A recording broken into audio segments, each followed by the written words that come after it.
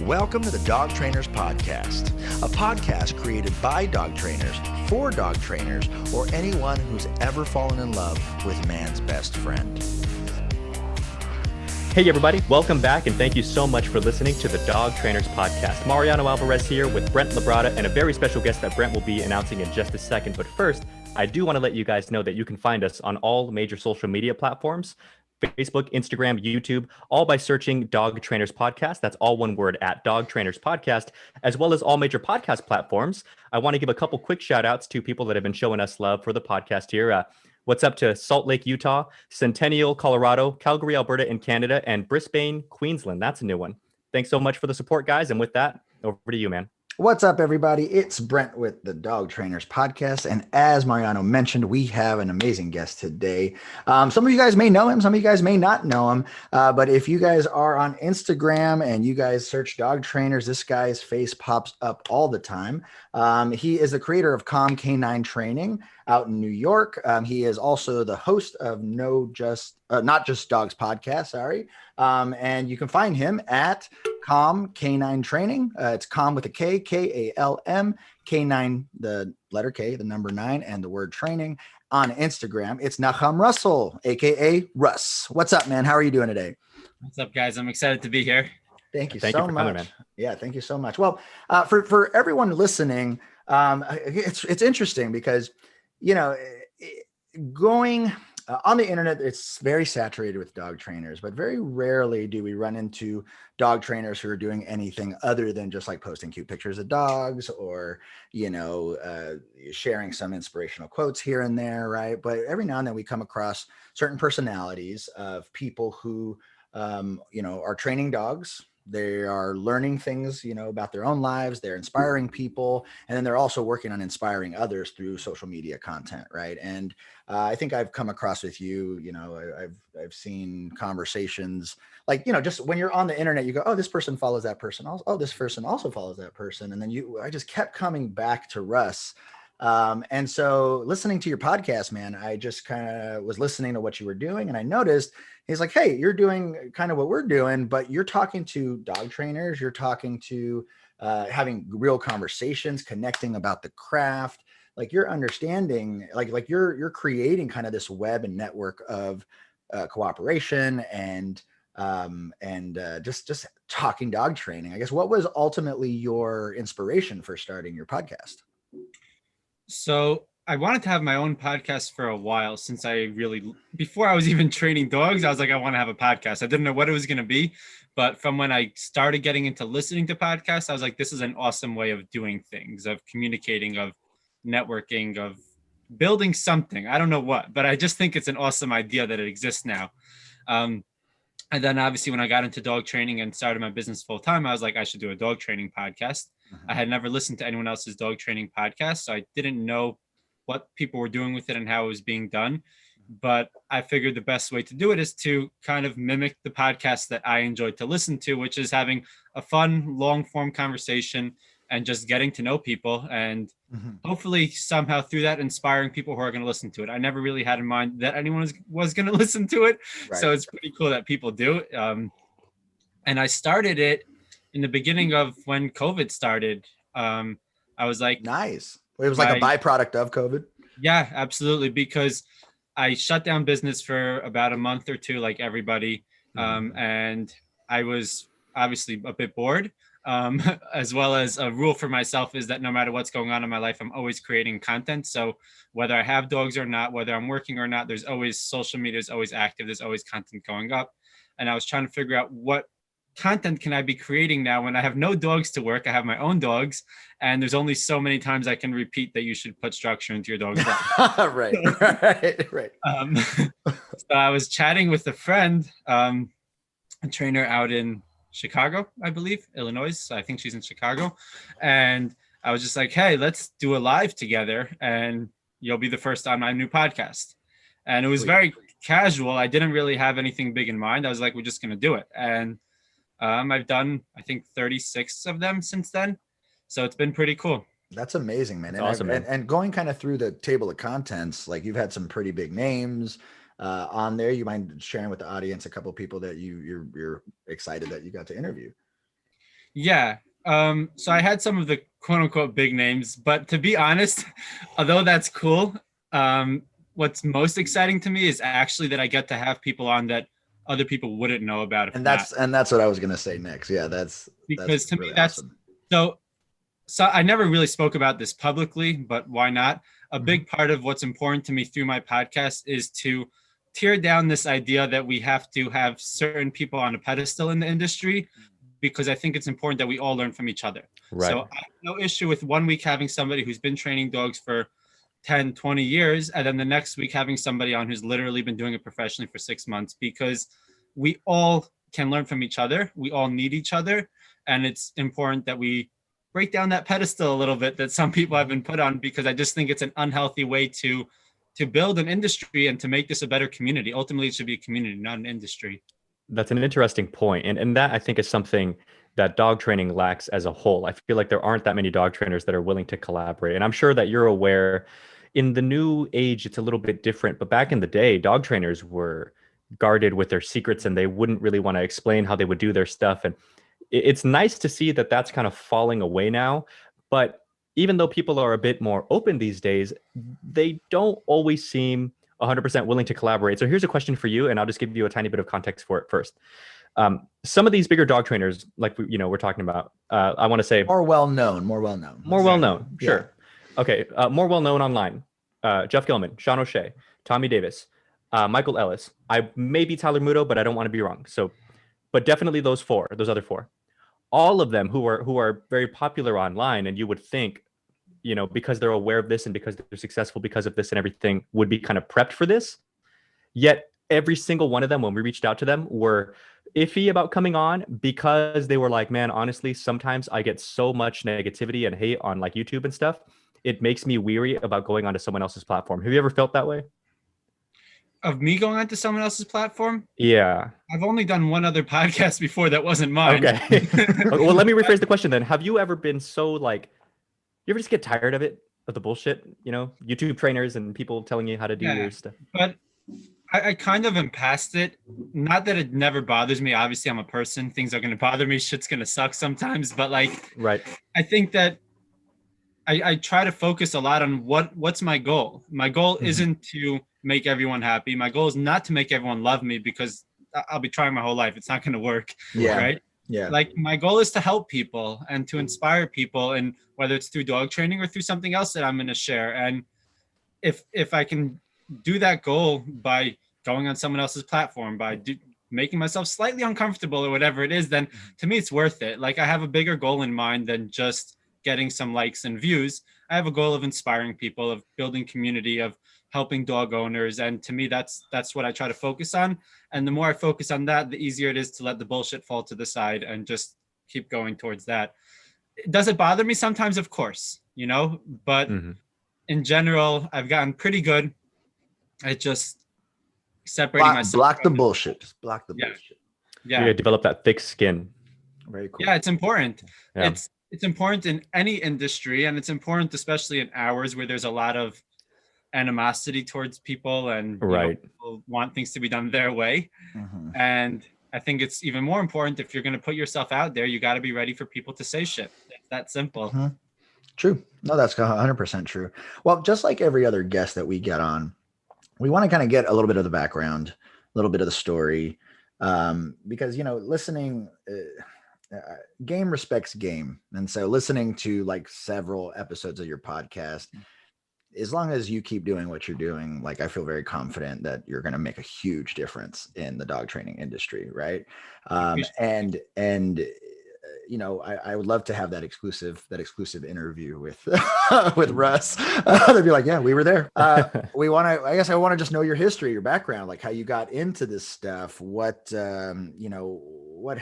inspired you. And I made this joke with Natalie Dobkins on the last episode, where I was just like, it would be crazy if we just had origin stories of trainers, like not just like I worked with dogs and then this and then that and then this and then that. It like the real inciting moment in your life that, whether you knew at the moment or didn't know until later, would make you want to be a dog trainer, right? Like mine was when I was 10 years old. You know what I mean? Like it goes far back, you know? So anyways, I thought that'd be a funny topic. That doesn't necessarily be what you It's have like to talk Batman's about. origin story. Yeah. It's when he's met the bat when he was 10 years old.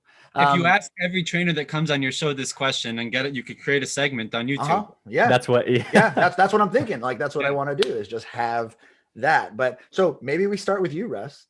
let's go. I think it would be dope. I would watch that. Yeah. How did I get into this? So I did not grow up with dogs at all. I grew up in a family of 8. So my mom's rule for pets was if it can't be flushed down the toilet when it dies, you can't have it. So we had fish and we had frogs and we had turtles, but no furry animals.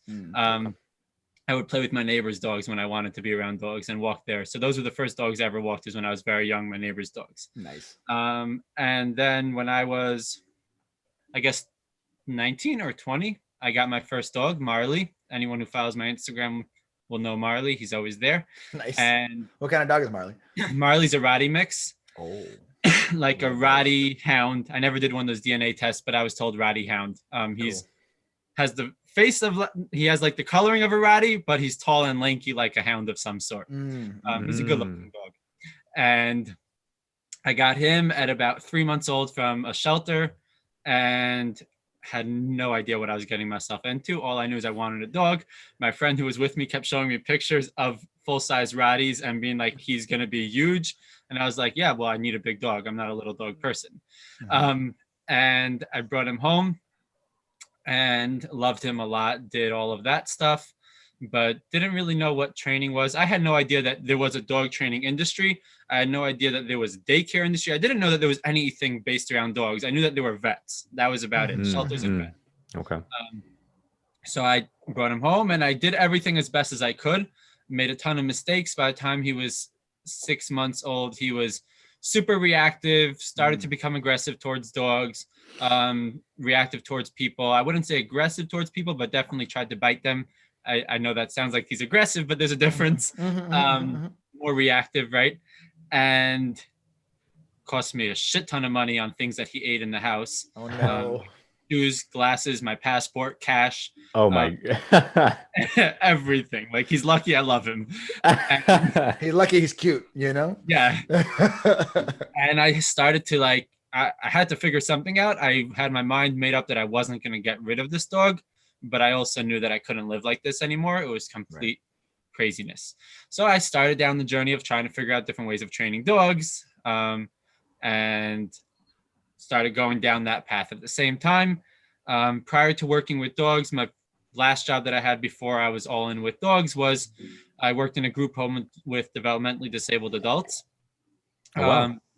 And then I no longer had that job. I decided I was going to party the whole summer till I was broke and then figure out what I was going to do with my life. Love that.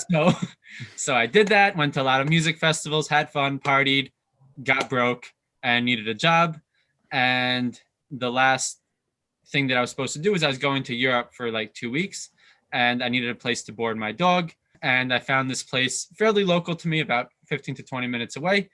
And I went in to meet them and got the tour of the place and all that stuff, and booked to have my dog board there, Marley. And while I was there, I was like, kind of casually, I was like, hey, can I get a job here? Like, this would be really cool, you know, like hang out with dogs all day.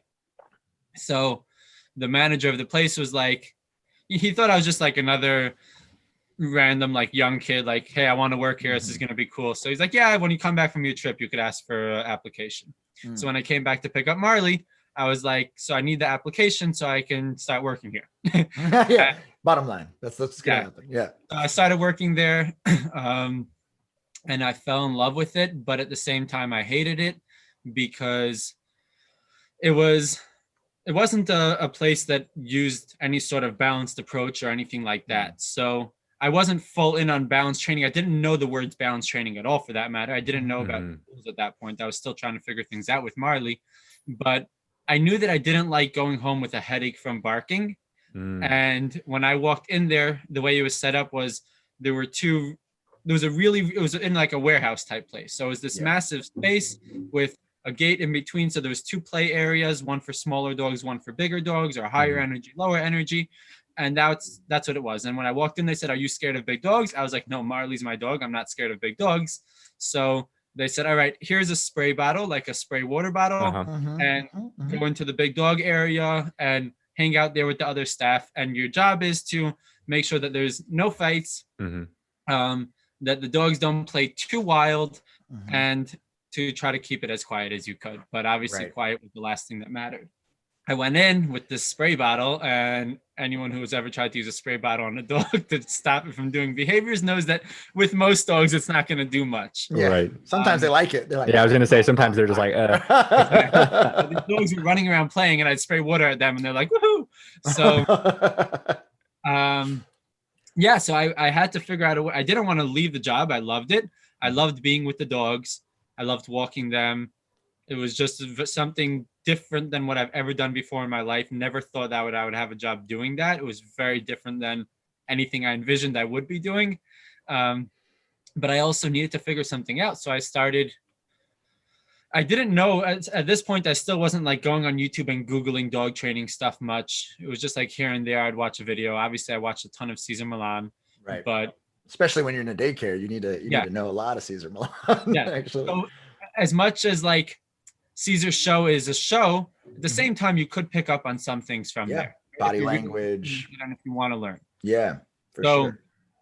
So I was watching a ton of that, and I started to trial and error, try to figure different things out to get these dogs to chill. I figured out without using any tools how to control a nice big pack of dogs, like anywhere from 20 to 40 dogs, and to build rapport with them, get their respect, using a lot of spatial pressure, some physical touch.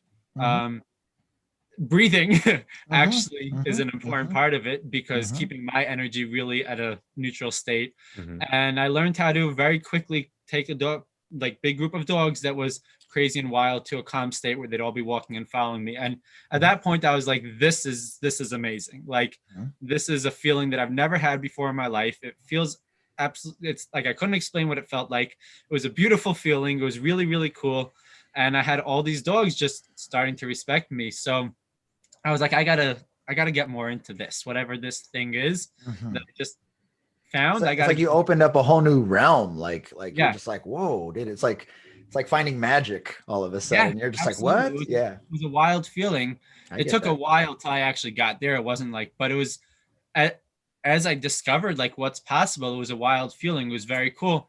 I used to walk in, the dogs would be loud and barking and all over, and I'd walk into the gate, and within a minute or two, the whole energy in the whole space would be different. And it was a beautiful thing. It was very cool. So then I was like, this is really awesome. I know I want to work with dogs. And I was like, I think I want to figure out like their behavior. Like there must be, I still didn't know that dog training was actually a thing. There must be like a demand for something like this. And I knew at this point, obviously I knew dog training existed, because like I was watching Cesar Millan, and I knew he couldn't be the only one. Right. And so I worked a lot there, and I got a ton of experience, working with dogs and working with the business and working with clients and all of the important stuff, really. All this was still going on, and I was on my journey with Marley. So I slowly started to introduce him to a prong collar. I learned about e-collars. I learned about what structure actually meant, and started to change up a lot of my life with Marley. It was a very long journey, but we're progressing a lot. And eventually I was like, I want to become a dog trainer. And I thought that the only way to do it was by going to school. So there was a dog trainer in New York City. His name is Anthony Giron. Probably nobody's ever heard of him, because he's an older man who was a dog handler and trainer in Vietnam War. And came back and started training dogs in New York, and eventually training people to become trainers. And he's a really awesome dude. I would love to have him on my podcast, but he's so old school that he doesn't know what that even means. So Anthony Giron, I went to his school for dog training, which I didn't learn much dog training wise there that I didn't know, but the experience was awesome. And I learned a lot of other important dog stuff. and I got to go for a weekend of taking some bites, like decoy work. Nice. A lot of fun. So I had a great experience there. I love Anthony. I have a ton of respect for him. That's why I'm saying his name out loud. I want everyone to know about him, even though no one will ever know him. But he's an awesome guy, and I owe a lot to him. So, and then after that, I started training professionally in the facility there where I worked. At that point, they obviously started to see that I had something. I could do something. So they started to give me more leeway to use prong collars with dogs, which they were okay with. They just weren't like pushing it. They were okay with it. Right. Okay. The facility's dog wore a prong collar, and some dogs would come with prong collars, some wouldn't. But I started to make that more of the way in that place slowly. At this point, I was also the manager of the facility, so I had more respect. I built a rapport with them and showed them that I'm capable of doing something with dogs. Right. Right. So I started training dogs there, and eventually doing a lot of one-on-ones there with people, doing board and trains in the facility, doing group classes. I did a lot of e-collar work there. I was the one who brought e-collar work to the facility. So it was cool. I got a lot of awesome experience there. And then I went in the summer of 2018, I believe, I went to Jeff Gelman was coming to the facility there to do a seminar. Nice. So, he had come a couple of times. The first time he came, he was doing a seminar for local rescue, just only for them and their staff. I didn't like him. Oh yeah, we're friends. Don't worry, he knows. Yeah. And then I also didn't really know anything about training then, so I was just like, this doesn't make sense what he's saying. I was like, I didn't get it, right? But then the second time he came back, I had already been like consuming a lot of dog training content and working a lot of dogs that like it all started to make more sense to me. And then he came back in June of 2018, and I hung out with him a lot and helped him with a seminar, and ended up signing up for T3 like a day later. And I went to T3, and when I came back from T3, I quit at the facility the next day. You're like, I'm going to start my own company. And started my own business. I love that. Yeah, that's basically it. And then this has been its own journey of itself, but that's how I got here, basically. What was your introduction to e-collar? I'm trying to remember how I actually started to learn about it. I want to say Sean. Like online? Yeah, I'm not 100% sure, to be honest, because I was around a lot of dogs and hearing people talk about a lot of different things, and I was also I don't know for sure even like where the first like spark was in my head about it. I needed to get Marley's reactivity under control was the main thing why I started to learn about it. Okay. And I needed to also I really wanted to have an off-leash dog. Like I got a dog to have fun with him. I was no longer going to dog parks. I couldn't really bring him to work. Like I could bring him to work, but I didn't bring him into the play area much. Right. I used to, and it was dangerous for him. Right. So I wanted a dog that I could have off leash, and I wanted a dog that I could walk, you know? Right. So I was open to doing anything to make that work. And that was prong collar. I used prong collar for a while, completely wrong. Didn't know what I was doing with it. I used an e-collar. What is it that you were doing wrong? Well, I didn't condition my dog to the tool properly. Got it. So that's wrong. Like you can't just put a prong collar on a dog and pop a leash and think that they're going to pop away. Yeah. You know? Right. Yeah.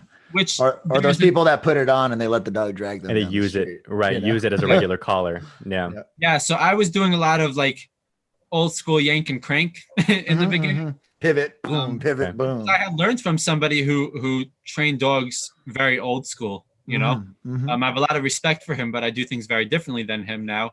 And his method was tell the dog to do something. If they don't do it, punish them for it. Right. Listen to you, right? Which there is a time and place for compulsion in training, right. But it shouldn't be the go-to for most cases, right? Right. So I had done a lot of that with Marley, and it kind of would amp his reactivity up more. So I had to figure out like how to actually get it under control. So I guess that was my real initial reason for getting into e-collar work was Marley. And then once I started to learn about it more and experiment with it a lot, poor Marley was my experiment dog, but but yeah, once I started to really experiment with it more, I wanted to bring it to the clients that I was working with at the facility and offer it as something like, do you want an off-leash dog? Like, let's make it, let's give you more options than just Right. having your dog on a leash and things like that. Right. It's funny how that works because my introduction to e-collar was also with one of my personal dogs. I learned how to work with an e-collar. It's been, I don't know how long now, like 6-ish years, however long.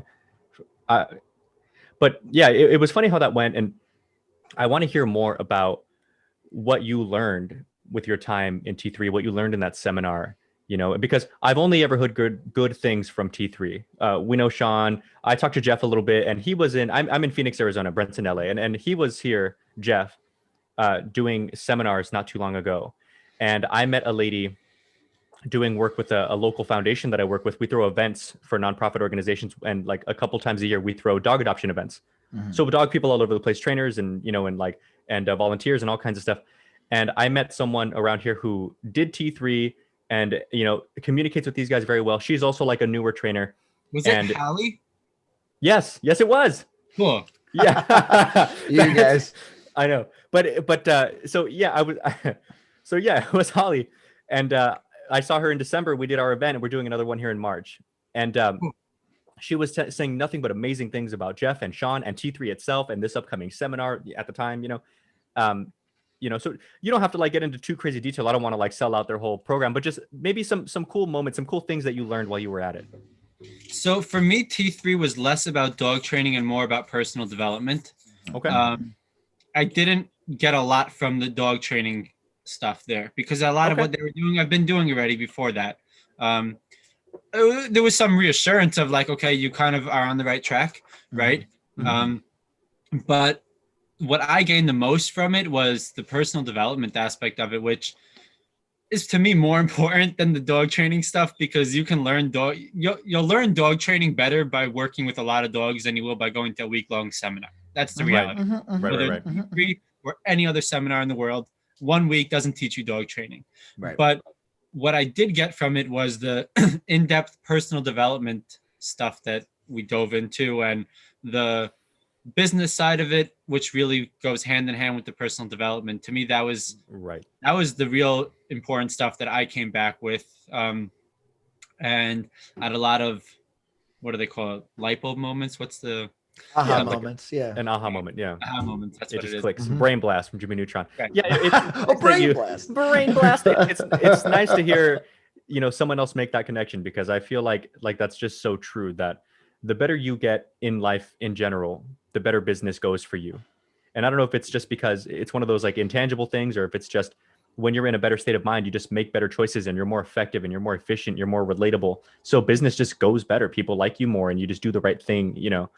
Yeah, it's fascinating. But go ahead, continue. I'm sorry. I think it's a very tangible thing, right? Because like you are your business, right? Especially let's talk about dog training, right? Most dog trainers are not like hidden behind the face of a business. They are their business, right? Especially if you're going to be successful with it, you're going to put yourself out there. You're going to be your business. So if you are your business and you're shitty, then your business is going to be shitty. Yeah, right. Simple. If you're your business. It's basic math. Shitty plus shitty. To me, that's how like it all goes very hand in hand. And I think it helps even with how you're going to relate to dogs with if you're a better person. It all goes together for me. But yeah, to me, T3 was, I had aha moments about self-worth, about like, I remember one thing specifically. So I was training dogs for, I think a year and a half before that already, when I had gone to T3. Right. So I wasn't like never touched the leash before. And we were like talking about pricing. This was a couple of days in already. Right. So we're talking pricing and all of that stuff and how to create programs. And a lot of it boiled down to like prosperity issues and self-worth. Right. So I remember they had this whole talk about it, and then I raised my hand quietly because I was very shy then, quietly from the back, and Jeff was like, "What up, Russ?" Right? So Jeff and I kind of knew each other a little bit already, and I was like, "So do you think that $50 for an hour one-on-one session makes sense?" And he's like, "Well, how much do you get paid at your facility?" no, how much do they charge at the facility? How much do they Mm. charge for you to be training dogs, right? For a client. I was like, it starts at $100 an hour. So he's like, so why do you think that you're worth less than what you're already being paid, than what people are already being paying for to what? train For with the same you. service, for the same Right. service. Yeah. With you. Right. Yeah. You're the trainer. And I remember like a light bulb went off in my head, and I was like, this has nothing to do with dog training or business. This is like the way I think about myself. I didn't think of myself as worthy of having $100 an hour. Yeah. Right.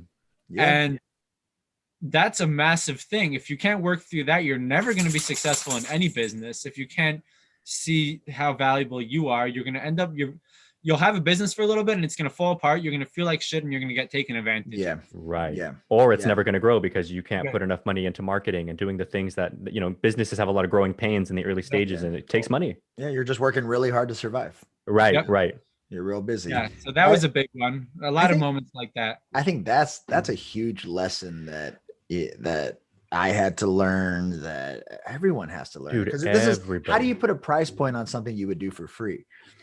You know what I mean? Like help a dog or train a dog. I was working at the shelters when I first started, so it didn't make sense to me, because especially when you don't come from money, it's just like, so like I'm in LA, so we're charging like LA prices, right? Like $200 an hour, right? Mm-hmm. And it's just like, I couldn't afford $200 an hour when I was 18 when I started. Right. Or so just imagine the idea of making $200 in 1 hour is like, whoa. You're like, whoa, that's at least, 20 hours of work. Right. So yeah, it's crazy. It's really, really crazy. And it wasn't until my mentor would kind of guide me through, is like, you are an expert at what you do. Like, you are good at what you do. You are effective. Right. And a person who values that will pay the price. And that's a big lesson that I think a lot of younger dog trainers, I feel like you and I have had similar conversations with this, I think together, just on episodes with us too, but also with interviews, to where, and I'm not at all surprised, but I'm very happy that these guys include that kind of thing in T3. But the conversation we've had before is, younger dog trainers, they're not comfortable asking for what they need or what they're worth. And it's not always in terms of money. Because we talked not too long ago about, it was with Michael Ellis, the importance of asking for the amount of time that you need. As a younger dog trainer, it's easy to be like, oh, I charge, X amount of dollars for a 3-week board and train program, when really the dog could use an extra week or two because of whatever the reason. And, maybe you're not comfortable calling the owner and being like, hey, do you mind giving me the extra week? It's that much more money. It's that much more time. And it can be a scary thing. They could say no, they could get mad. They could, whatever. But sometimes it's necessary to do. And that's, I think, a big part of the same sort of issue is, get comfortable asking. You're the professional. They came to you. They trust you. They want your information. And if your information says to them, I think this dog needs an extra week, then let them know. I mean, they can make the decision based on what they want. It's their dog at the end of the day, but you're going to be upfront with them with what you think to be the thing to do moving forward. Yeah. It's a hard one. I remember my first board and train that I needed to extend, and I called a friend, and I was like, I don't know what to do. I need more time. And he's like, call the owner and be like, hey, your dog is doing awesome, and it will do even better if we could have a little more time, right? And just be real. Be honest. Yeah. Because we're always worried about coming off like a con, or like we're ripping someone off, or like, you come off incompetent. And it's like, if you just give people the play-by-play, develop a good relationship with them, number one, and then give them the play-by-play and be real. Like, it's not that hard, but it's that surprising them and throwing it on them on. But that's the crazy thing though, is it's not that hard, and it's not that it's not like a crazy complex idea. It's just scary. Yeah. It's like walking on hot coals. Yeah. Like, there's a way to do it that you're not supposed to get injured in doing it, but it's so scary that people mess it up. And even though they know how, because they're told how to do it the right way, but your brain fucks it up. Yeah. But no, dude, that's super interesting. So here's a question. When you said this earlier, it stuck out to me. You were working, I want to say, was it like in a group home type thing for people who had like developmental issues? Disabled adults. How did that help? What sort of information in that job carried you a little bit in dog training, or did it not? Yeah, I'm not sure that it did. I was always connected with that community. I grew up with a brother who's severely physically disabled. Okay. My oldest sister was a manager in a group home and used to bring home clients for weekends to be a part of our family and hang Oh, out. wow. Okay. And then another, I guess 3 of my siblings, I'm from a family of 8. So 3 of my siblings had worked in group homes at different times. So kind of was like when I needed a job, it made sense to do. Okay. And I was good with it. They didn't like me so much there because I didn't follow their rules, in the sense of, I believe that people who are developmentally disabled should still be treated as adults, not as children in a big body. And that means that they should be able to make their own decisions, knowing that there's consequences for eating a muffin at 4 a.m. You're going to have a stomach ache, right? Yeah. And things like that. So it was an interesting one, but I don't know necessarily that I learned much from working with that, in that job, that I carry over to dog training. Not really. Okay. It was worth an ask. So Yeah. I want to know then a little bit about, now that we talk about the work that you guys did with Self-Worth and the hands-on stuff that you guys did with your dogs, with e-collar, and before that you were doing prong collar, and before that I'm assuming it was more like social pressure based daycare stuff, right? Talk to me a little bit then about when I'm assuming it was around the time you started your business that you started to really kind of develop your online presence, the Instagram, the YouTube channel, and all that good stuff. Yeah. How did that go? So I never had Instagram before. I was only on Facebook, and I used Facebook like what anyone else uses Facebook for, to show pictures of you at concerts and hang out with your friends. So like, I never thought of it as becoming a platform of sorts. So I didn't use Instagram at all then. I didn't even know that it was like a serious platform. I remember when people looked down on Instagram, they were like, you can only post a picture at a time. And like, it was only so many characters in the description, so they were like, dude, just use Facebook. You can post pictures there too. Dude. You can post videos and stuff too. Yeah. So I had one friend that was like really big on, not big on Instagram, but big on using Instagram. Right. Okay. Yeah. And he was also like into photography. So he was on it a lot. And I was just like, it's just for you because you like to like take pictures of Manhattan art galleries and stuff. But like, I don't do that. So, but I started an Instagram a little bit before T3. I wasn't using it for dog stuff. I was more just using it to like share personal development stuff that I was working on in my life, right? Okay. Because I had already started on that, in that direction, my own life. And then I posted my first, I would post dog training content for the business that I worked for sometimes. So I would sometimes do like a Tuesday training tip or something like that. It all sucked. It wasn't like I was able to really create my own voice in any way, but I put out content for them occasionally, or I would show some of my work and put it up. But it was all like, show a snippet of a dog looking really happy when they're training. Then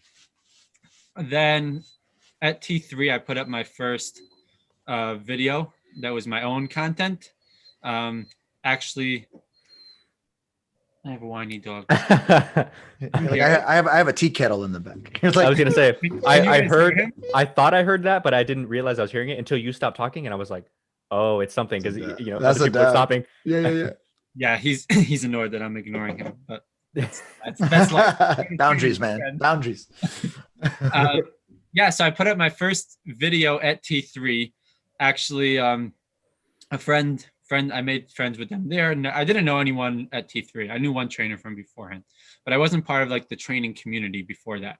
Okay. So somebody was like, hey, we're doing a video for our social media. Do you want to like hop on and like be a part of it? We'll do like a little collab video, right?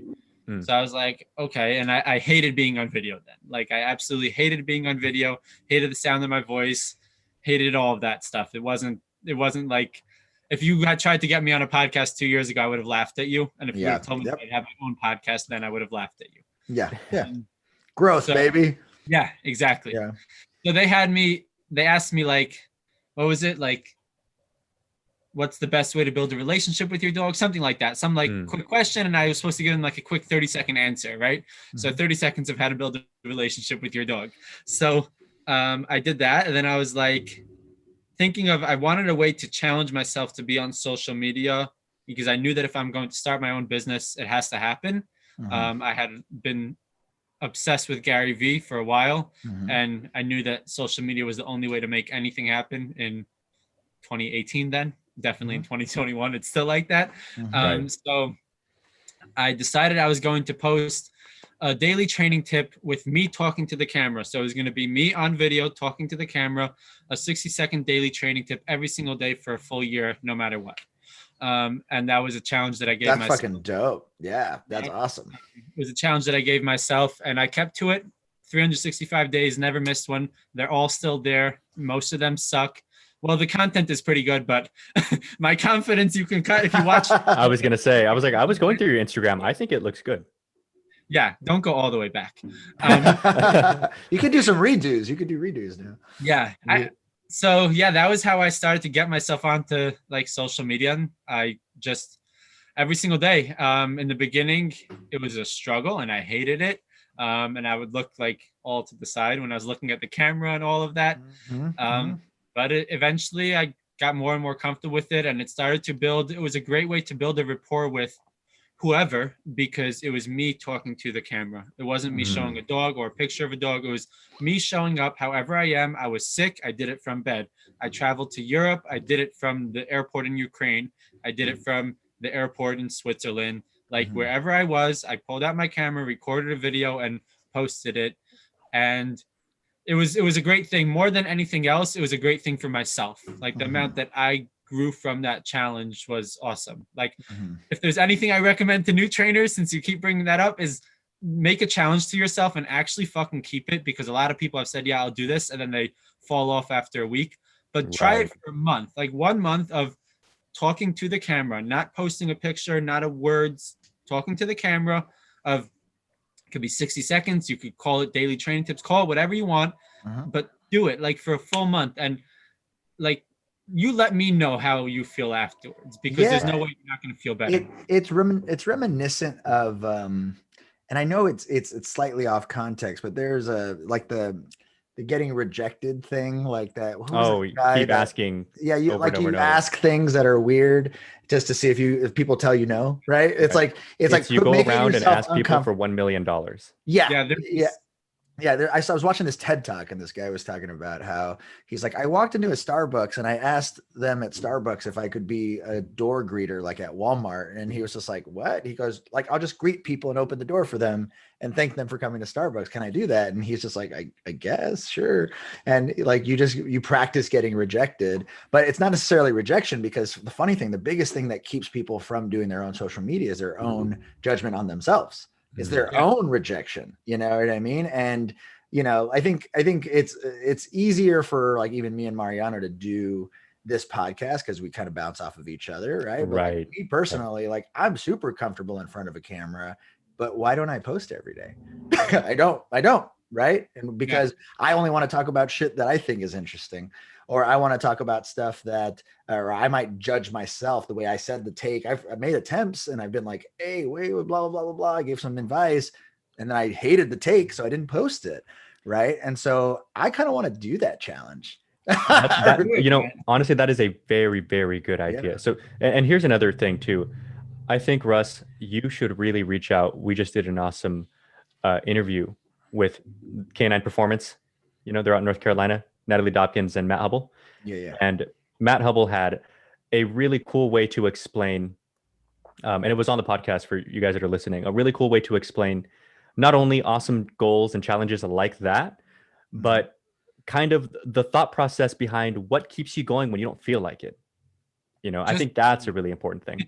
If I was a dog owner searching for a dog trainer right now, I would only want to go to somebody who I feel I'm connected with that person, not with their company, their skills, because I'm leaving my dog, my baby, right? As much as we don't want to call it that, that's what it is. And I'm leaving my dog with a stranger, or they're coming into my house, or I'm meeting them at their house. However you set up your training system, you are trusting a stranger with something that's extremely precious in your life, plus your money and your time. Right.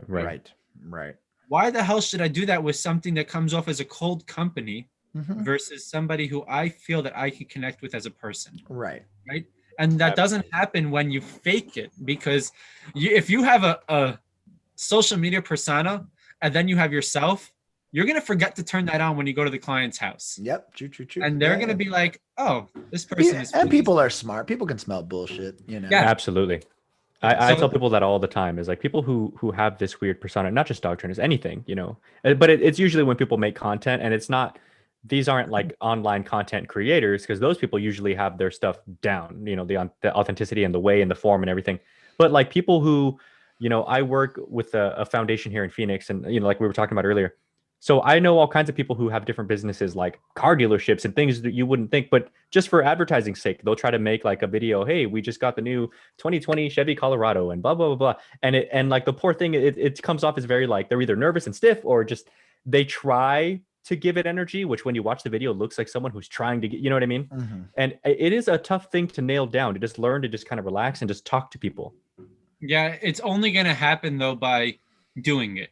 Right. And in the beginning, you're going to fake it. Yeah. Especially for somebody like me who's uncomfortable with, like, not anymore, but who was uncomfortable with showing up like this. Right. So I had a part of it where I was faking it. I felt it. It felt uncomfortable. I didn't like it. But you got to just keep showing up.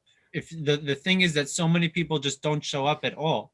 Yeah. And even if they're posting content, like when I'm saying showing up, I don't mean posting. I mean showing up as yourself with your content. Right. Yeah. Right. Yeah. Because there's more than enough how-to videos already. There's more than enough like this is what dog training looks like. Yeah. I think dog owners want to connect with something deeper than that. And, and people in general want to connect with something deeper than that. The world wants connection, and you can't connect with anything when it's fake. It's not connection. True. And that brings me to a point. Like I was a singer for many years. And so they say finding your own voice, right? Like you can try and sound like this artist or that artist or this artist. And I think in our pre-production conversations, you mentioned the exact same thing, like finding your own voice and what that means. And like, it's huge. It's huge. It's like, how do I not sound like Sean, or how do I not try and reiterate the same shit Michael used to say, or you know, like how do I find my own way of saying it? And you know, you can take these universal truths and just put them through your own life experience, and actually just give your own personal life experience, and it kind of at least guides you through finding your own voice and what your own truths are and stuff like that. And I will add this too. So number one, if you like self-development, Russ, if you haven't yet, check out this book from Brené Brown called The Power of Vulnerability. Do I have that?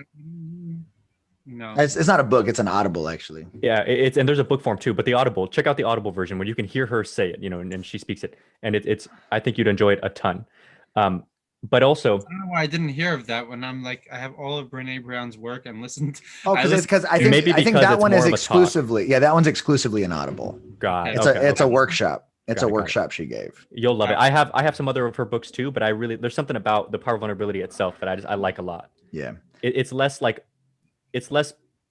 she's not reading the book, she's giving a talk, and it feels more live. You know what I mean? But anyway, the point that I was going to make was, you know, it's an interesting point, and I agree with you to an extent that there's already like a million videos of this and that and this and that. But I still think it's important for people to put them out on their own. Number one, even from a business perspective, kind of like how Apple did with everything else that already exists, earpods and like MP3 players and like everything else.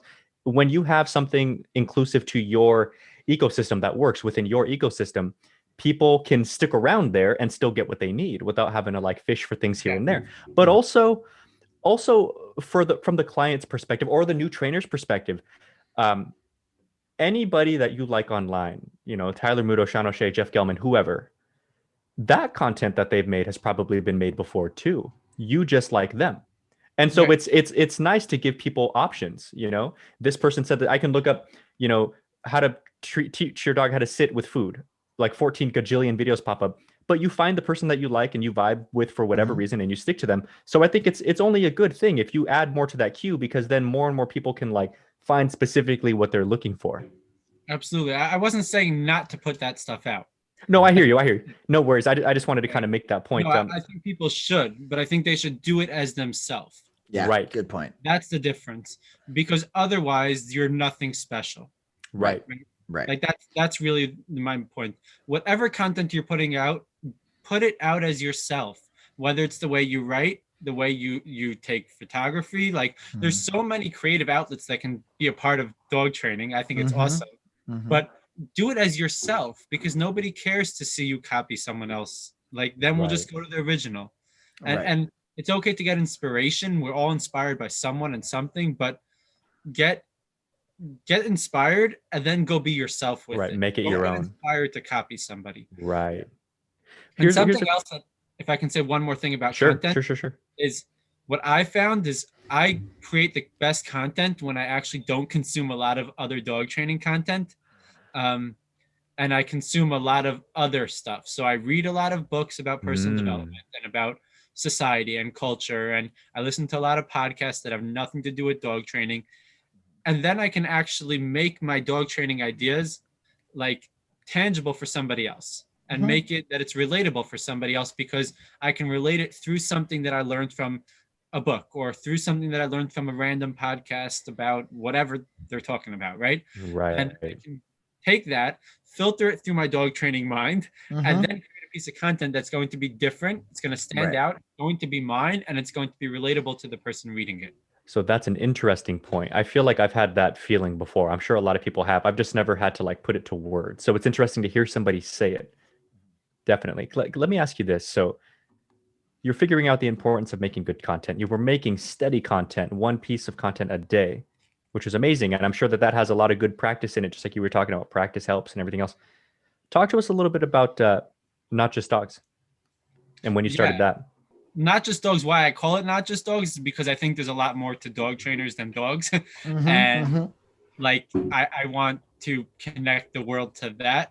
Not like we can talk about dogs. If anyone who has listened to any of my podcasts, we obviously talk about dogs a lot. We're both dog trainers. It's an easy conversation to flow when it goes that way, but we'll talk about other things too. We'll talk about whatever is important to that person, right? I've had dog trainers on who are musicians, and they'll talk about their music or personal development or whatever it is, because I think it's important for people to recognize that dog trainers are more than just dog trainers. There's a whole nother side to them. What bothered me a lot is when people look at me as just a dog trainer, when it's like, yeah, I am a dog trainer, and that's how I brand myself as a dog trainer, but I'm a lot more than that. Like, I think I have an interesting life. I think that, like, there's a lot more to me that's should be interesting, that I should be able to share, and the world should know about it if I choose to share it. And that's why I call it Not Just Dogs, because I don't want it to be where like this is a podcast where all we're allowed to talk about is just dogs. Right. And I also want it to be a way for people to get to know and to relate to trainers, to find trainers who they connect with more, their content, whatever it is. And yeah, so that's Not Just Dogs. It's to me. And I've had also, I don't know if you saw, I had one of my clients on my podcast too. That's awesome. That's really cool. Do you know which episode that is? I don't. I think it's in the 20s. Okay. The person's name, maybe? The Nachum, kind of like mine. Okay. With his last name was Nansky. Check that out. It's very cool. He spoke a lot about his journey of personal development through dog training, which was very interesting. He has his own podcast, and he sent me a episode one week, which was him talking about his dog Lucy, who I have with me now. Nice.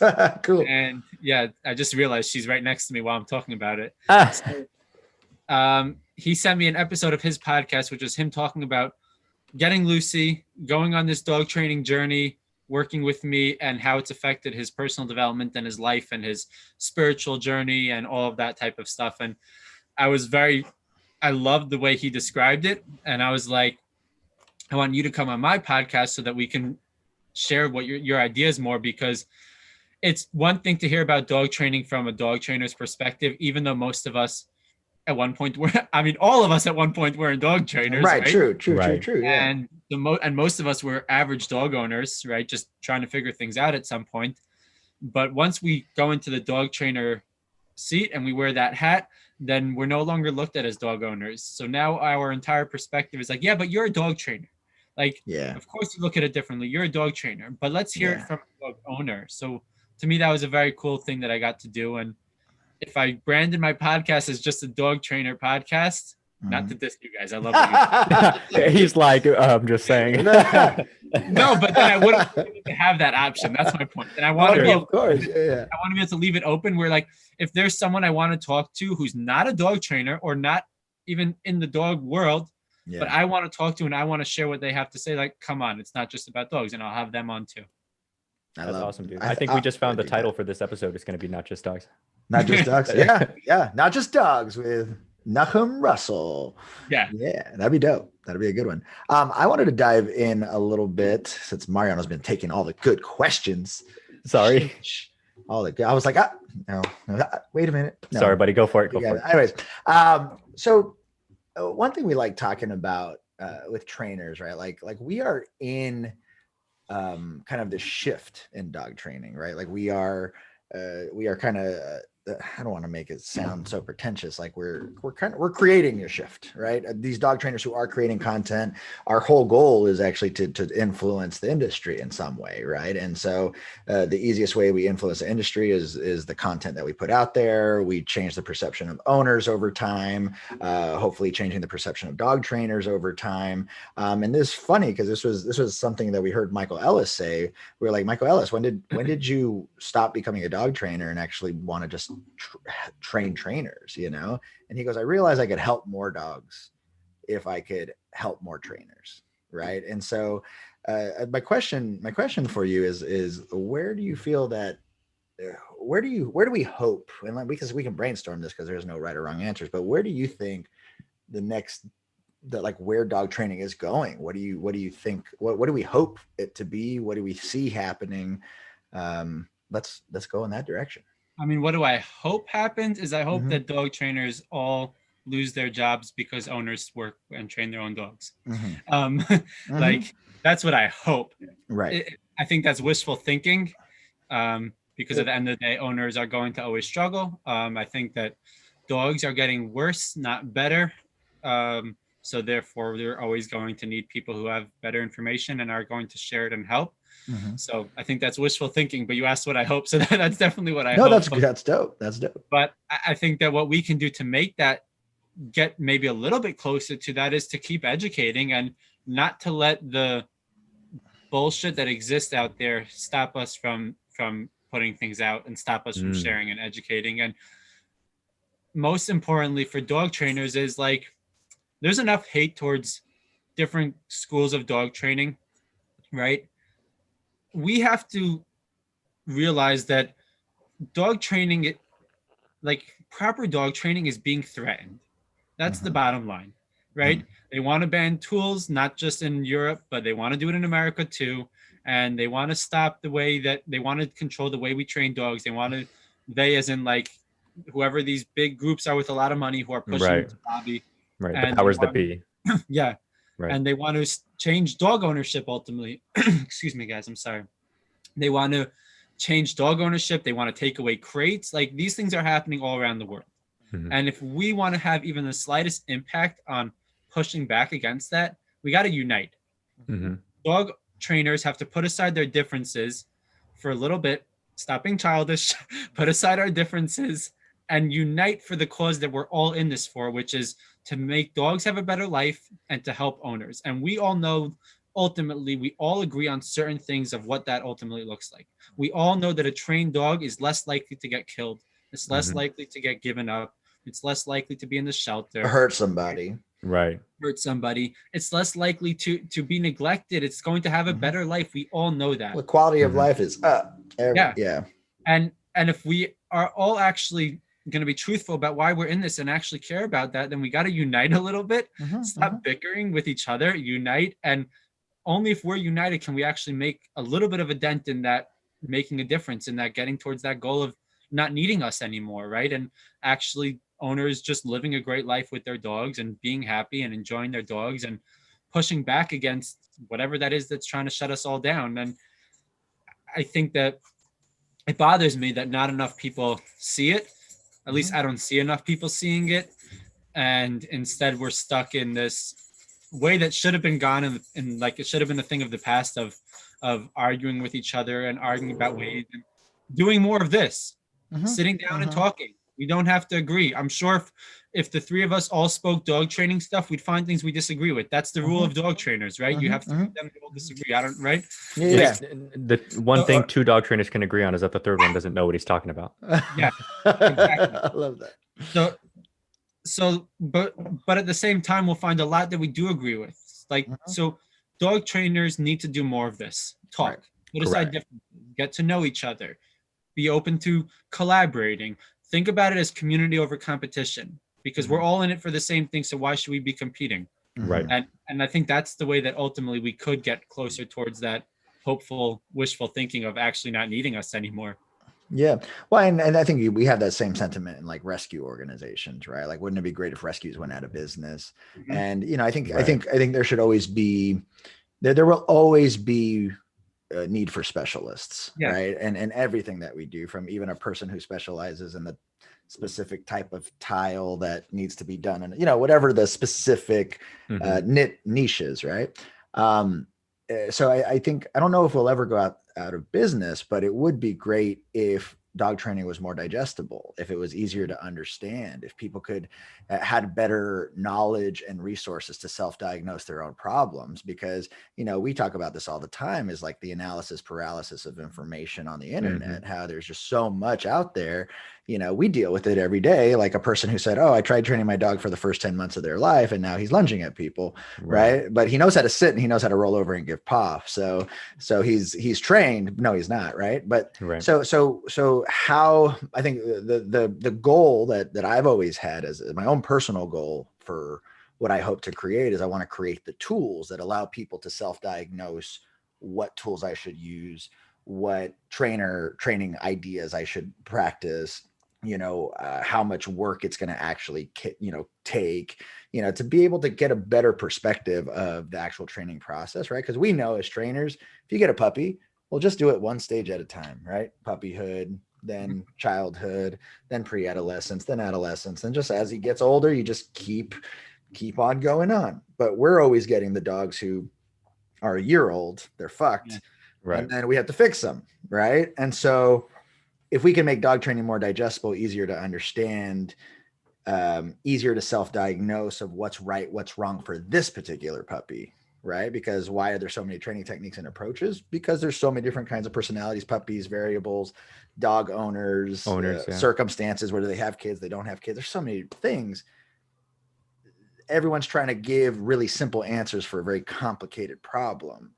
And I think the one thing that I hope this podcast helps, at least for dog trainers, is let's simplify the diagnosis, right? Let's make things a lot easier for people to digest so they can help themselves. Can I say too, I think it is a combination of that. And I agree with you too, that collaboration will help with that, because it'll, like a rising tide raises all ships type thing. But also, I do think that it's the more dog trainers collaborate and put out content together or individually, the more normal dog comes as a thing. And even if it's still somewhat complex, you're right, there's just so much variety. It's the complexity is there. It's just not weird anymore. It's like social media, you know, like back in the day, I can give my mom my phone right now and she'd be like, what the hell am I looking at? You know, just because they don't quite understand. But somebody who grew up with it, they took it on just fine, you know? So I wonder if we can make more content, more collaborative content, and just make dog training, like you and I have talked about for a while, just more mainstream, more normal. Then the content becomes more digestible because people have taken it in to it. Right over a period of time. Yeah. I mean, if you think about it, I grew up from age 12 to 18 watching Cesar Millan. Right. And, you know, prior to that, what dog shows were there? But no one's watching traditional television anymore, right? We're watching even YouTube channels. Or for sure. But like, I think all the content on the internet is making dog training more normal. And we see that effect already, right? We see a lot of millennials. They're just like, where's the e-collars? like, where are the pinch collars? Come on, let's do this. Versus the generation before, they'd be like, what, you know? So we are seeing the effect of just this oversaturation of information. It does have its confusing components, but it has also this like desensitization component to it as well. This normalization aspect to it, which is cool. Would it be fair to explain it this way? Like if this is wrong for your thought, then let me know. I feel like you were explaining it and it just gave me the words that the technical aspect is kind of there. Younger, newer trainers are like, oh yeah, you called it, they're learning everything so quick because they have the tools that other trainers did not. But the communicative aspect isn't there yet. It hasn't become like a family yet. It's just a bunch of people who all know their shit. And everybody needs to kind of come together and polish it all down and be like, here, man, you present it this way. You teach people this way. You explain it that way. Yeah. And at the same time, you still should have your own way. Right. Of course. Yeah. Because there's nothing wrong with that. And that's Right. the beauty of this. And I think gosh, sorry, go ahead. No, I was just going to say that more importantly, even than normalizing tools, is changing the perspective of dog owners on having a dog and what it means to live with a dog and what's best for their dog and all of that. Because I think we can prevent so many issues that require tools. And I think e-collars and prong collars are great. And I'm all for them. And put it on most dogs, no problem, right? But I think that we can prevent except for the genetic issues, but we can prevent most behavioral issues if owners simply understood how to live with their dogs differently. Right? Without even getting to the training aspect of it, even though, yes, technically it's training, how you live with your dog is training, all that stuff, but it's separated from the formal training of here's a training collar, let's teach this, and this. What do you do with the dog the rest of the day, right? And to me, that's the most important part, really, because that's where the dog either becomes a total brat or anxious or aggressive. It doesn't happen during the training sessions that you do once a day. It happens in the rest of the day. And if we can teach owners what that should look like and change the perspective on that and normalize. I call it dog culture. Like you have culture that helps you raise your kids, but we don't have clear, concise cultures. It doesn't matter if you're Persian, if you're Jewish, if you're Latino, it doesn't matter. We have cultures that a kid at this age should be doing this. A kid at this age should be doing this. And it's just so unclear. It's so, I wouldn't even say it's fuzzy. It's just underdeveloped for most dog owners, for sure. Agreed. Maybe it's to do with everything else is just getting so fast and so automated. And so, but dogs are living animals. It's never going to be that, So yeah, I mean, I like lately though, what I've been seeing as far as other content, people kind of making their voices heard as far as tools and things like you were saying, because of course, I think all three of us are aware the whole positive reinforcement training and everything now, like kids and everything now it's growing in popularity. And yet, I love to tell people it's fascinating to me that as a concept, period, dog training or not, never say no, always say yes, everything else is becoming so popular. And yet tools like e-collar and this and that are still becoming more popular at the same time too. Not then pure positive, but it's not like they're shrinking in popularity. They're like this secret dark horse that's coming along the way. And I think the reason why is because while the idea is so nice, how about you just never say no to your dog and never be mean ever? It sounds amazing. But at the same time, there's just sheer footage. There's hours and hours of just here, this was a dog that had this issue, this issue, this issue. I totally appreciate where these people are coming from. But for this particular dog, this thing saved his life and blah, blah, blah. And that's why I think it's just continuing to grow. It's just straight up evidence, So I want to see more and more of that. And I think the collaborative efforts are only going to become more normal. And I love that your podcast and this podcast are just giving people the opportunity to do it. Yeah. And I think the reason why it's like you were saying, the tools are growing in popularity, even while the purely positive way of life, because it's not just a dog training thing, it's a way of life, is also growing really strong. But the more people that go towards a purely positive approach, the more people are also going to get turned off by it, because there's only so far that you can go into that without realizing that it doesn't work, right? There's only so far you can get. And when you hit that, which everyone eventually does, and some people are just okay with hitting that plateau, right? But a lot of people are like, no, I want more. I don't want my dog to be doing this, this, and this. I want more for my dog. And their only option is to look the other way. And then they look the other way. And because there's trainers putting out shit tons of content, they're like, this is not what I was told it was, right? I'm seeing dogs running around in a field and they're all wearing e-collars and they look happy. They're doing things with their owners. They're doing things with their trainers. Something doesn't line up. So when they go one way, try it and it doesn't work, and then look at the way that they were told is all bad and see a lot of good, then all of a sudden they're going to right away leave that, because it shows that all of that was a fallacy, right? Yeah. They're going to be drawn towards it more and more. Yeah. So the more people that go to purely positive, the more people are going to come to right. And the interesting thing, so you just brought up this awesome visual paradigm, like going this way to going that way. And I would say for the dogs, you know, dogs who are puppies and young and stuff like that is a natural course that will happen. I go all the way to this direction. I find out it has its limitations, and then they cut to a different direction where that they see more practical, measurable results. Right. And I think one big thing, and I was talking to Shona, actually one of our trainer friends, yesterday, was we were talking about, you know, everyone has a belief in dog training based on we are all protective of dogs, right? We're all loving and protective of the relationship that you can have with dogs, and we don't want to damage it. And people, you know, think there's love, you can love different ways. Love or tough love is love, like whatever it is.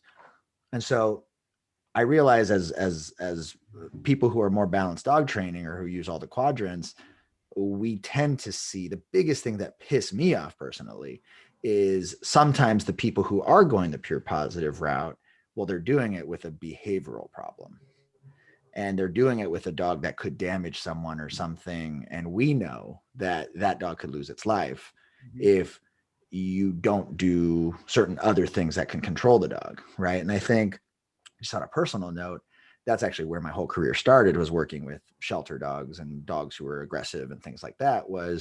Was that never, you know, it always breaks my heart to see someone doing something that sounds good, but we know it's, and then, you know, 2 weeks later, the dog's put down, or 3 weeks later, they now want to give the dog up because the techniques weren't working.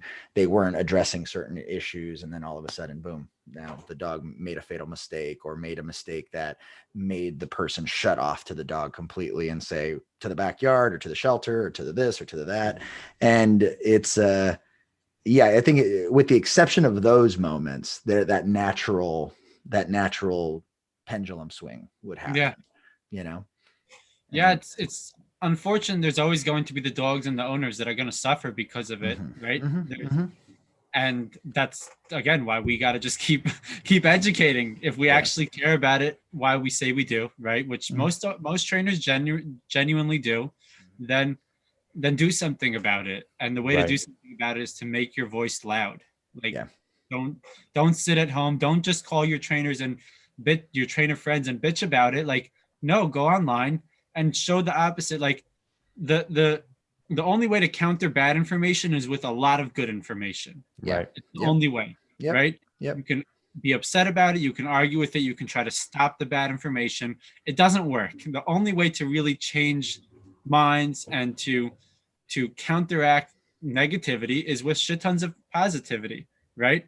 And in this case, that means a lot of good information, a lot of information that you know truly will help owners, will save dogs' lives, and all of that awesome stuff. Yeah. I really want to do your challenge. I really do. That is a very good idea. Yeah. I want to do it. I mean, Mariano, you have to be on board with me, for at least for DTP. Oh, dude, I'm down. I've already done the hardest 3 platforms. I got my nonprofit, I got my business, and then DTP. So I'm down to do it if you're down. And Russ, you can hold us accountable, bro. I will. I've already done the hardest thing in the world. I quit Hot Cheetos. Oh my God. Hot Cheetos. Hot Cheetos are a drug. I know. Anything. If you can do anything. I'm really down. Actually. You guys train together? We used to. Yeah. Now he's in LA and I live in Phoenix. I moved here just under 2 years ago. So not anymore. I mean, if I'm ever in town, then we'll do some stuff together. But for the most part, we do our own separate thing other than the podcast and everything associated with it. But yeah, man, honestly, Brent, if you're down to do it, I will do it with you. Super down. Looking for a good excuse. I like a good social pressure challenge on me. We should make a hashtag for dog trainers so we can keep track of it. Down. Okay. What's it's on you, bro. It's your challenge. Let's do it. I would imagine it doesn't have many. Also has less than 100 posts. Let's do that. Oh, hashtag daily dog trainer. Okay, cool. I'm on board. Anybody listening, I would like, this is Russ's challenge, and I want to give you full credit, and I would like them to hear it in your voice. But dude, anybody else who's listening, I would strongly encourage, and I think Russ would too, try it, do it. Let's do it. I'm ready. Do it for a selfish reason. Like, don't do it to help owners. 1 all right? month. 1 month.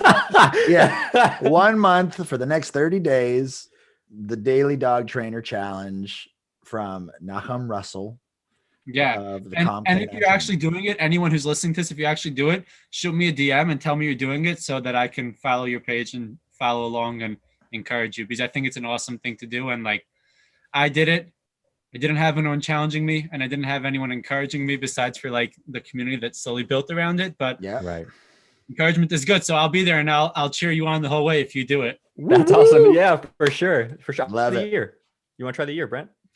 I mean, I was just gonna start with a month, bro, but I know, but you might as well. Okay, let's go for it. I mean, I can Okay. guarantee a month. I will. Yes, let's go. Well, Big. Russ, starting when? Starting tomorrow? Start tomorrow. Why Tomorrow wait? morning. And Tomorrow. whoever's listening to this, like whenever you listen to it, start right away. Start like, then. If you're listening to this, pause it, make a video, post it, and come back and continue listening. Let's do it. The Daily dig- Dog yeah. Trainer Challenge. # Daily Dog Trainer. I dig it. Dude, Russ, we have to have you back. Yeah. Oh yeah, man. I love Yeah, it. man. Anytime. Yeah, I really, as I told you via text, man, I really, really love your opinion, your voice. I mean, not like the way it sounds, but I like. the I voice love that your you have in dog training. I like the way you speak. I like the way you think. I like the way, Mariano didn't know who you were, and I was like, you're gonna like this guy. He's really dope. Yeah, he was right. Yeah, he's pretty cool, man. Well, I want to thank you so much. We always ask all of our special guests this. I mean, we've kind of dabbled on it.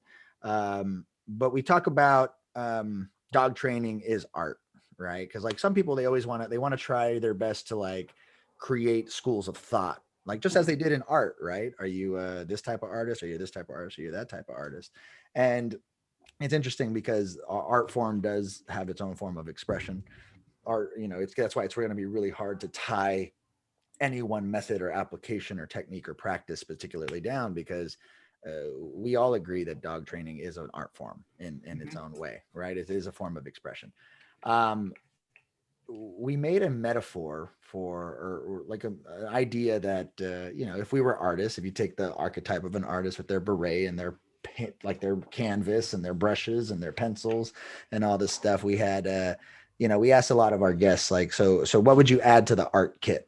Like, what would you add to the art kit? And it's going to be really hard for me to tell you all of them, but Michael Ellis said, you got to have technique. Technique has to be in there. Tyler Mudo said, you got to understand learning theory. Tommy Davis said, you gotta put in hard work and reps. Some other trainers, they mentioned Veronica and Melissa, they said, you got to be honest. You got to be honest to your clients. Let's see. Pretty much, what are some characteristics that you think help make, or principles to live by, that make you that either help you in dog training or can help make you a better dog trainer? I'm gonna sound repetitive as fuck, but learn to be authentic. Yeah. Like, be yourself, whatever that looks like. Don't be yourself like me. Be yourself like yourself. Mm-hmm. And I think that it plays out. We spoke a lot how it plays out with the business side, but it plays out the way you show up to a dog. You can't lie to an animal. They'll read right through your bullshit. Mm-hmm. Like, you just can't. They'll know when you're serious or not, especially if you're dealing with behavioral cases, not just like obedience work. Right. They'll read through you. You got to show up as who you are. And the cool thing about it is that dogs are not going to judge you. So it's actually the best way to practice being yourself is when you have a leash in your hand, when you're with a bunch of dogs. But learn to be authentically yourself. And the other thing I would say is learn how to be present, because again, if you can't be present with a dog, you're going to get your ass bit at some point. True. And you're not going to do what's best for that dog. Like, besides that, you can get yourself hurt. You're not going to do what's best for that dog, because at some point, I think most trainers will learn it the hard way. When you have a paint by number way of doing things, eventually you'll have that dog that either you fuck up or it just doesn't work. Yep. And if you can truly be present with each animal you work with and authentically showing up as yourself, they go hand in hand, then you'll be able to do right by every dog you work with and do right by every client you work with and be most successful in life by being present and being yourself. I love that. Awesome, man. That's gold. That is gold. Great, man. Great. Any last thing you want to say, Mariano? No, you killed it, man. It was so nice having you on, Russ, man. We need to have you back very soon, for sure. Agreed. Absolutely. I had a Agreed. great time. Let's do this. All right. Anytime. All right. Let's do this. Can I say something? What? Let's do the 30-day challenge. Okay. Okay. Let's encourage, again, anyone who's listening to this to actually do it. Okay. Right? Hashtag, what was it? Daily dog training. Dog trainer. Daily dog trainer. And Yeah. then let's talk again once you've done it and see how you guys feel about Ooh, Okay. yeah. Okay, let's do that for That sure. would be sick. That would be sick. All right. I really appreciate that. That kick in the ass. I think that's really, really, really important. Cool, guys.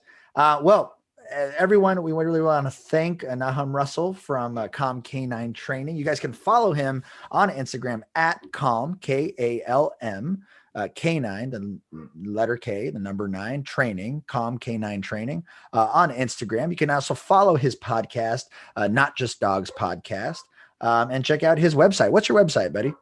I don't even have a website. I know that's crazy. Doesn't have a website. Instagram is his website. That's all you guys really need. Instagram and Facebook are my website. One thing about the podcast is if you're going to search it on YouTube, then just go to my channel, which is Kalm Canine Training. So I'm Kalm Canine Training everywhere. Twitter, Instagram, Facebook, YouTube.